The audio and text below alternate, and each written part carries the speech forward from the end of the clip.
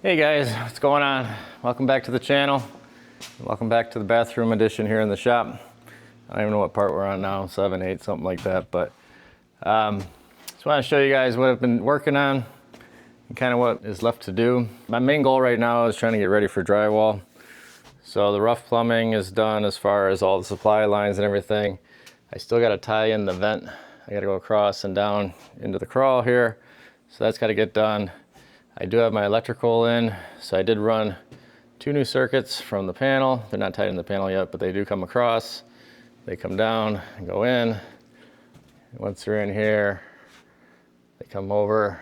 I have 1 circuit feeding my heated floor. So the Dietrich heat system from Schluter.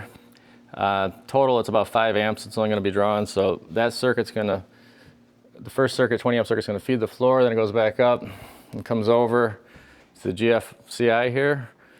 After the GFCI, it goes and feeds all the lighting and fans, so all that stuff's protected. And then it also goes over to an outlet here where the toilet will be in case I ever want to add a washlet seat or something like that in the future. So all the rough electrical is in. It's gonna have a vanity light here on the wall. I got the fan in place. I still got to make the connection here for the fan into the box there. I did hook up the vent tube. That is insulated 4-inch, so inside of there is just a 4-inch flex tube. So you stretch that out, connect that. I like to zip tie them and then I foil tape them. So it's a good secure connection. And then I stretch the insulation sleeve as far as I can up onto the fan. And I got a zip tie holding that on nice and tight. So that's in place. Goes straight out. Should do a good job of venting. It's centered in the room. I also had to build this wall out. I packed this wall out with 2x3s just to give me a little space to put my electrical and boxes and all that stuff, because the existing wall of the shop is just purlins and it's got foam in between it, and it would have been too shallow of a wall to put all that stuff in. So I just packed it out with a 2x3. I'm gonna have to end up making a little jam extension for the door here, which is no big deal. So yeah, they gave me some space there. I did frame in the closet wall, which isn't really much of a wall. It's just a matter of a few 2x4s on both sides and just a nailer across the top. So this is gonna have a 30-inch bifold door in it. When you do a bifold door, if it's a 30-inch door, you want a 30-inch finished opening. So this is 31 inches, so by the time you drywall wrap it, it ends up with a 30-inch opening. And I think I did it at 82 inches. You want about, I think it's 81 and a half finished opening you want for a bifold. I can double check that. But I did put some insulation in, just kind of any of the full stud cavities. I threw a few pieces in there one of the evenings. I did go ahead and put my nailers in the corners, so I like to do this when you can. Instead of putting a full stud in the corner and having, you know, a stud here and a stud here, I like to just take a piece of 3/4, rip it down, and I attach it to that stud. That allows you to get insulation all the way to the end of the wall back here, where there actually is another stud there. So structurally it's fine. You don't need a third stud in this corner.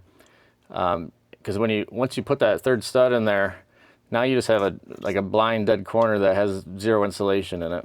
Where this way, you can have the insulation go all the way behind, all the way to the outside wall. And it's just a little detail that you can do to give you a little better R value in the corners there. The other good thing about it is when you're running electrical, you can drill through here and you can grab your wires from this side. Once you do 2 studs, you know, you got to try to drill both of them and try to hook your wires and get them to go around the corner. Whereas when you do it this way, you just drill your holes and then you can grab your wires from the backside. So show you that detail. I did put in the half wall here, so the vanity is going to go here. It's a 48-inch vanity I'm going to do, and I left room for a 1-inch filler on either side. That way, once like casing and trim goes on here, if there's drawers on the vanity, you got to have a little room so you don't hit your trim. So a 1-inch filler on either side, it should be good. So I framed it at, I think 50 inches. So that way, by the time you put the drywall on, half inch, you're down to 49. Then the 48-inch vanity with an inch of, or maybe I did 51 inches, inch of filler on each side. Whatever it is, the finished opening is going to be 2 inches bigger. It's going to be a 50-inch opening. So that's there. The half wall I built. Actually, I posted a short the other day about this, how to make a half wall sturdy. I mean, this thing's like rock solid. And I kind of just showed how to lap things and how you cut through the floor with your end stud here, and you tie it into your joists down below, and it just makes for a rock sturdy wall there, half wall. Sometimes you frame in these half walls and they're all flimsy and flopping around. Other than that, I think we're getting close. Like I said, we got to finish up drywall. One thing I'm probably going to do right now is I have the niche here for the shower, and I didn't really plan that out ahead of time when I framed in that wall, which isn't really a big deal. I probably wouldn't have even if I knew I was doing it. But basically, this is a metal niche or niche, whatever you want to call them, that's going to go on the wall for shampoo and whatever soap. And we have to box it up. I'm going to put it horizontal. So this is a 12 by 24. I'm going to center it on the back wall. You know, chop this out, frame it in, so it has you know, something to accept it. And usually niches on an outside wall aren't the best idea because, you know, you don't have insulation behind the niche in the exterior of your house, so it'd get real cold and condensate. But the way you can do these ones is you can have them sticking out proud of the tile a little bit, and it kind of gives it a nice little detail. And then I'm going to put a piece of probably 1-inch foam board behind it to give it some insulation there, because I really don't have any other wall other than if I put it on the water wall. And I've done that before, and I'm not thrilled with it there. I'd rather have it centered on the back wall. I think it looks nicer. So yeah, that's about it. Sorry for all the talking, but I didn't film a ton of the things I did in here. I just figured you didn't really want to see insulation going up. And I did insulate the roof too, now that I said that. So I did put R19 unfaced insulation on top of the spray foam between the rafters and the ceiling. So that's all up there. I mean, I did film some of that. I'll show you guys some of the progress. I filmed pulling the wire across and a few other things. So you guys can see that if you want. If you don't want to see, you can skip through it. But as of right now, we're gonna lay out where this niche is gonna go and get that boxed out. So stick around. So this is just R19 unfaced insulation that I'm putting over top of the spray foam. And for the most part, it's just kind of friction fit. It's holding it up here between the rafters. But I am also throwing some staples in through the sides to just make sure it stays there. So the spray foam, you know, gives you your good sealing properties. You know, locks everything in good, creates a good vapor and air barrier.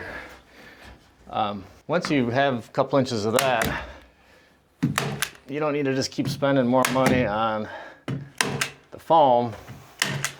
I mean, if you don't mind spending extra money, it's fine, but if you want to save on it, you seal it up with the spray foam, and then you come back and finish it off with fiberglass. And it works really well. You get kind of the best of both worlds where everything's sealed up real good. And then you can add, you know, additional R value for fairly cheap with the batt insulation. So I'm just gonna go through and finish filling in the rafter cavities. And there is a term for this, it's called flash and batt. It's where you flash it with the spray foam and then cover it up with the batt insulation. So it does work well. You just can't use faced insulation. So our niche is basically 23.5 by almost 12 inches. But then it's got like an 1.5-inch flange built into it. and the depth of it's adjustable, so you can set how far you want it to be, whether it's flush with the tile. This flange can move in and out on the sides of this. And there's some waterproofing membrane and some spacers you put behind that flange so it flushes out with your drywall. So what I think I'm going to do is, on this back wall, the tiles are 24 by 48s, and I'm going to run them horizontal, so there'll be like 4 of them on the back wall here. So but I think I'm going to center it on basically this grout line. There'll be a grout line here. So it'd be half into this tile and half into this tile. So, you know, be 6 inches up and 6 inches down. I'd rather have it half into each. And that way, if it is off a quarter, half inch either way, if it's half into each tile, you're not going to notice it that way. Plus, it's an easier cut, just doing 2 small U's into the tiles. So I'm going to cut this out. I'm going to go whatever the opening size I want, plus 1.5 inches more, so that way I can put a 2x4 across, top and bottom, and then we'll box in the sides, and then we'll be able to insulate this wall.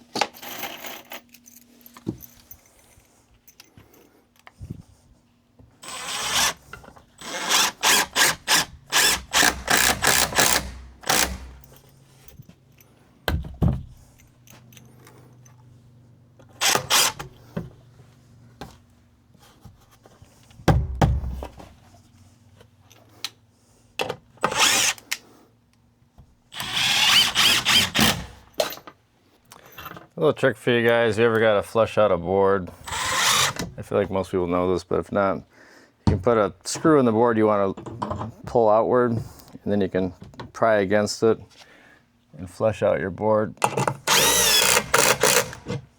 Then you go ahead and take the screw out after. I'm going to do that on this side.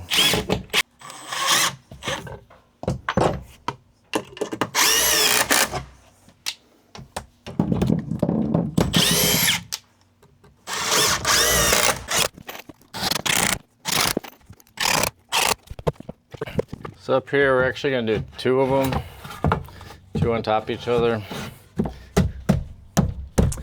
And the reason for that is, I mean, technically this is a load-bearing wall, it's the outside wall.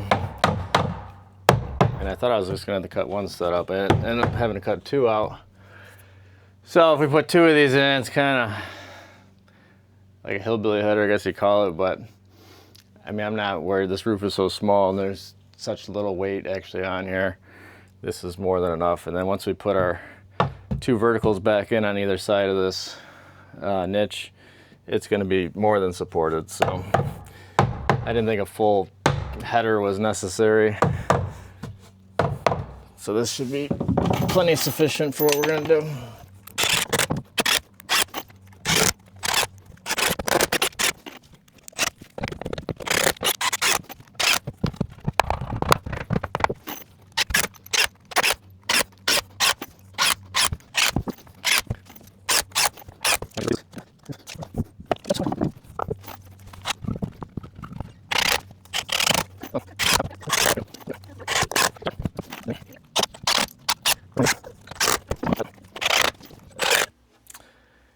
So you can see now how the load kind of transfers through. I mean, this one's just only off 1 stud width and everything. So like I was saying, I think we're more than good there.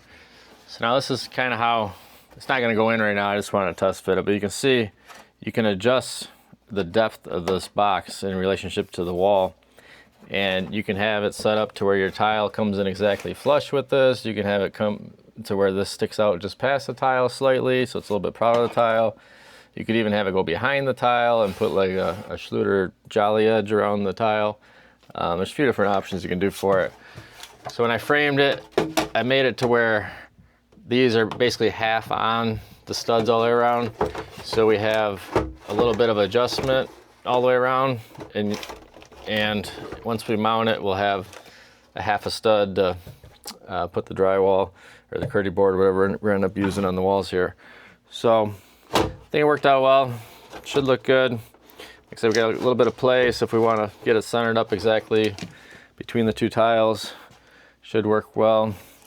And this being 3.5 inches thick, by the time I get my tile backer, 1/2 inch on here, plus the tile is probably another 1/2 inch with the thin set, I should end up with a full 1.5 inch behind this. So I'll end up putting a piece of like the pink Dow styrofoam behind here for insulation. But now I got that done, I can get all these cavities insulated, finish insulating that wall, and move on to maybe drywall after that.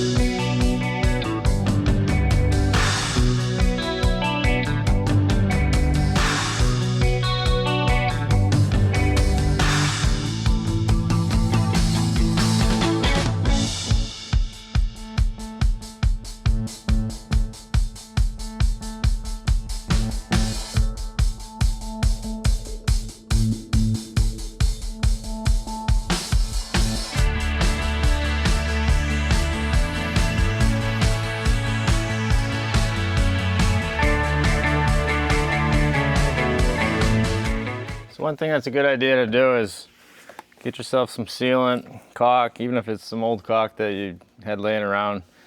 You want to just seal any of your exterior walls at the bottom plate to the subfloor before you drywall. It just keeps bugs from being able to get through, you know, vapor, moisture, whatever, but it's just a good idea to seal it up. It's just cheap insurance, and some places require it now actually by code. But it just helps keep everything sealed, and just a little extra protection.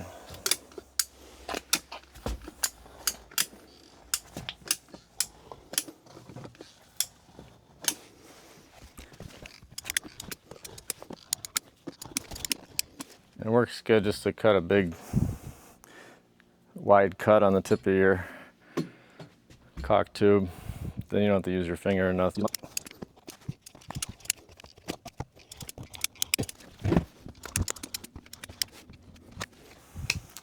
Yeah, just enough. So yeah, you're just looking to seal that gap up. You can even go up the corners a little bit.